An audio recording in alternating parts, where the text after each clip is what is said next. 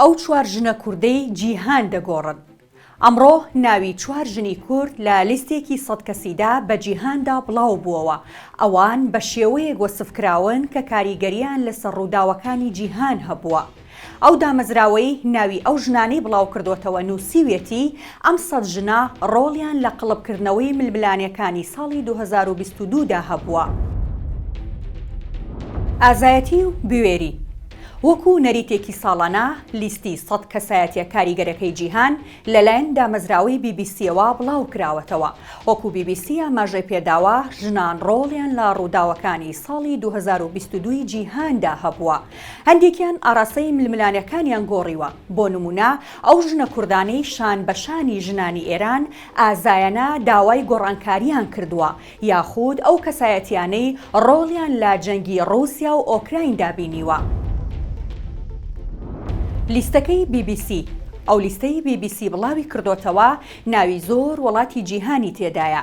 لەسەری ڕۆژهەڵاتەوە بۆ ئەو پەڕی ڕۆژئاوا هەندێکیان لابوارەکانی سیاسەت و پەروەردەدا کار دەکەن، هەندێکی دیکەیان چالاکی وەرزشی و ڕۆشنبیری ئەنجام دەدەن، بەشێکیان بازانست و تەندروستیەوە سەرقاڵن و ئەوانی دیکەش چالاکی بوارەکانی کۆمەڵایەتی و سیاسی. پشکی شێر بەر ئێران کەوتووە. بەشداری کارای ژنان لە خۆپیشاندان و ناڕەزایەتیەکانی ڕۆژهەڵاتی کوردستان و ئێران داوای کردووە لە نێو لیستە 100 کەسێکەدا پشکی شێر بەر ئێران بکەوێت. لە نێویشاندا کوردی تێدایە. لە کۆی ئەو 100 کەسە 11 کەسیان لە ئێرانن، پاشان ئەمریکا دێت بە 10 کەس. خانمی یەکەمی ئۆکراین پاش ئێران و ئەمریکا نۆرەی ئۆکراین دێت. هەر ژنی ئەو وڵاتە وەکو کاریگەرترین لەسەر ئاستی جیهان دیاری کراون. لە نێواندا ئۆلینا زیلینسکی خانمی یەکەمی ئۆکراین دێت. کورد وەکو نەتەوە لە پێشەوەیە. کورد خاوەنی دەوڵەت نییە، هەر بۆیە ناوی ژنانی کورد خراوەتە سەر ئەو وڵاتانی تێیدا دەژین. بۆ نمونە 3 ژنی کورد لەسەر ئێران نووسراون و یەکێکیشیان لەسەر عێراق. ئەمە لە کاتێکدایە جگە لە ئێران و ئەمریکا و هەندستان و ئۆکراین و بەریتانیا هیچ نەتەوەیەکی دیکە هێندەی کورد ناوی لە نێو ژنە کاریگەرەکاندا نییە. چۆن وەسفی چوار ژنە کوردەکە کراوە؟ BBC لەگەڵ بڵاوکردنەوەی ناوی هەر ژنێکدا کورتێکی لەسەر ژیان و دەستکەوتەکانی نووسیوە کە شایەتی دەدەن لەوەی ڕۆڵیان لە ڕووداوەکاندا هەبووە. بفەرمونون بینەری وەسفی ژنانی کورد بن لە زاری BBCەوە. ڕوئیا پیرایی لە مانگی ئەیلولدا وێنێکی ڕوئیا پیرایی با شێوەیەکی فراوان بڵاو بووەوە کە سەری خۆی تاشیوە و لە پاڵگۆڕی دایکیدا وەستاوە، قژە تاشاوەکەی بەدەستیەوە گرتووە و بە تەحەداوە تەماشای کامێراکە دەکات. دایکی ڕوئیا کە ناوی مینۆ مەجیدی بوو لە تەمەنی 62 ساڵی بەشداری لە خۆپیشاندانەکانی کرماشاندا دەکرد کە یەکێکە لە گەورەترین شارە کوردەکانی ئێران. مینۆ مەجیدی لە نێو خۆپیشاندەراندا بوو کاتێک بە گولەی هێزە ئەمنیەکان کوژرا. پیرایی پاش ڕووداوەکە چاوی با ئیمانوێل ماکرۆنی سەرۆکی فەڕەنسا کەوت تاوەکو پشگیری نێودەوڵەتی بەدەست بهێنێت بۆ خۆپیشاندان و ناڕەزایەتیەکانی ئێران. ڕۆزا ساڵح لە ئایەری 2022دا ڕۆزا ساڵح بووە یەکەم پەنابەر کە بە ئەندامی ئەنجومەنی شارەوانی گلاسکۆ هەڵبژێردرێت. ڕۆزا ئەو کاتەی گەیشتە سکۆتلەندا کچێکی بچووک بوو، خێزانەکەی بە ناچاری هەرێمی کوردستانی عێراقیان جێهێشت بوو. ئەو ئێستا ئەندامی پارتی نیشتیمانی سکۆتلەندایە. هەر لە گەنجیەوە دەستی بانجامدانی چالاکی کردووە بۆ بەدەستهێنانی مافی پەنابەران. خۆی و هاوڕێکانی لە قوتابخانە کۆ دەبوونەوە و ناڕەزاییان دەردەبڕی بەرامبەر دەست بەسەرکردنی یەکێک لە هاوڕێکانیان. کەمپەینی کچانی گلاسکۆی ڕۆزا وای لە سکۆتلەندیەکان کرد چاو بە مامەڵەکردنیان لەگەڵ پەنابەراندا بخشێنەوە. ڕۆزا یەکێکە لە دامەزرێنەرانی ڕێکخراوی هاریکاری سکۆتلەندی کوردستانی، هاوکات وەکو چالەکێکی بواری مافەکانی مرۆڤ سەردانی ناوچە کوردیەکانی تورکیای دەکرد. زارا محەممەدی زارا محەممەدی یەکێکە لە دامەزرێنەرانی کۆمەڵی نەوژین لە شاری سنە، زیاتر لە دەیەک لە تەمەنی خۆی بەخشیا گوتنەوەی زمانی کوردی بە فێرخوازان.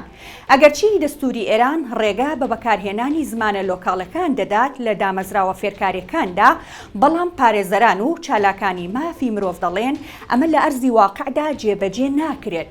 قوتابیان فێری زمانی دایک ناکرێن.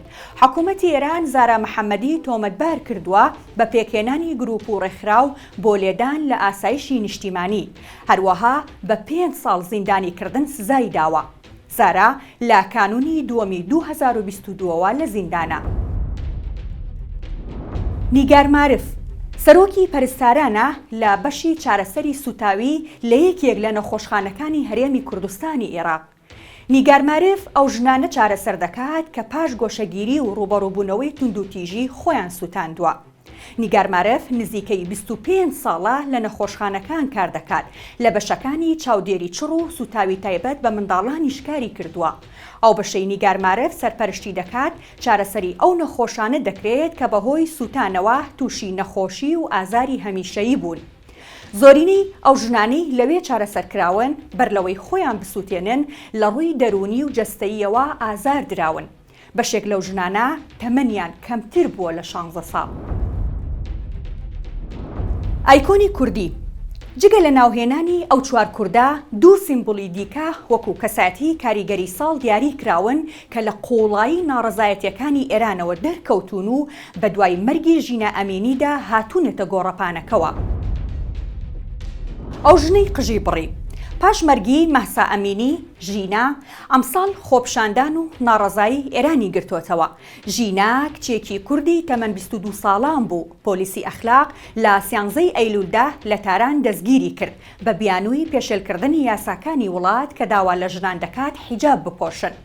ئەمساڵ دەمانەوێت دان بۆ ڕۆڵەی ژناندا بنین کە لە خۆپشاندانەکان و لە خەباتیاندا لە پێناو ئازادی و دژی حیجابی ناچاری بینیویانە.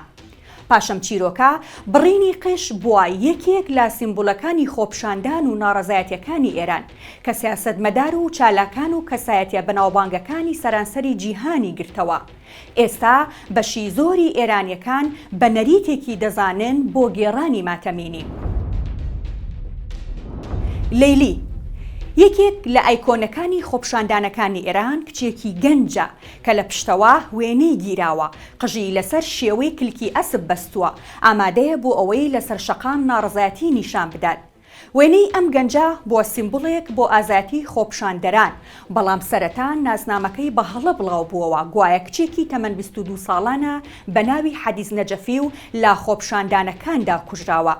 لە کاتێکدا BBC فارسی چاوپێکەوتنی لەگەڵ خاوەنی وێنەکەدا ئەنجامداوە، گوتوویەتی من لە پێناو خەڵکانی وەکو حەدیز نەجەفی و ژینە ئەمینیدا دەجەنگم. هەروەها دەڵێت لە هەڕەشەکانی دەسەڵاتدارانی ئێران ناترسین، ئومێدمان بە ئازادی ئێران هەیە. نەریتەکەی BBC لە ساڵی 2013ەوە نەریتێک پەیڕەو دەکات و ساڵانە ناوی کاریگەرترین ژنان لەسەر ئاستی جیهان بڵاو دەکاتەوە. ئەمە دەیەم لیستە کە بڵاوی دەکاتەوە، بەڵام یەکەم جار نییە کە ناوی کورد هاتبێت. بۆ نمونە نارین شەمۆ ڕۆژنامەنووس و چالاکی ئێزیدی یەکێکە لەوانەی لە ساڵانی ڕابردوودا وەکو یەکێک لە کاریگەرترین ژنانی ساڵ دیاری کراوە. لەسەر ئاستی جیهانیش ناوی چەندین کەسایەتی بەناوبانگی تێدا بووە، لە نمونەی ڕۆماننووسی فەڕەنسی ئەلێف شەفەق، نووسەری میسری نەوال سەعداوی، سانامارین سەرۆکوەزیرانی فینلەندا، مارتای ئەستێرەی تۆپی پێی بەرازیلی، ماریا زاخارۆفای سیاسەتمەداری ڕووسی.